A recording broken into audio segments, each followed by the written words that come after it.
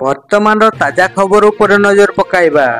ଗୋଟିଏ ମୋବାଇଲ ନମ୍ବରରେ ଏକାଧିକ ଆକାଉଣ୍ଟ ଲିଙ୍କ ଥିଲେ ଆସିବନି ସୁଭଦ୍ରା ଟଙ୍କା। ଏମିତି କରିବାକୁ ଅପିଲ କଲେ ଉପମୁଖ୍ୟମନ୍ତ୍ରୀ।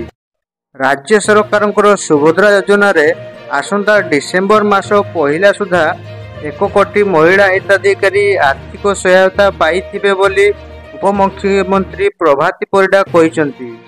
ଗଣମାଧ୍ୟମକୁ ସୂଚନା ଦେଇ ଶ୍ରୀମତୀ ପରିଡ଼ା କହିଛନ୍ତି, ଆସନ୍ତା ରବିବାର ସୁଦ୍ଧା ଆଉ 20 ଲକ୍ଷ ମହିଳା ହିତାଧିକାରୀଙ୍କୁ ସୁଭଦ୍ରା ଯୋଜନାର ଅର୍ଥରାଶି ପ୍ରଦାନ କରାଯିବ।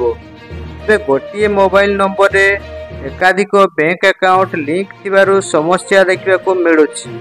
ଏଥିପାଇଁ ଅନେକ ମହିଳା ଏହି ଯୋଜନାରେ ସାମିଲ ହୋଇପାରୁନାହାନ୍ତି।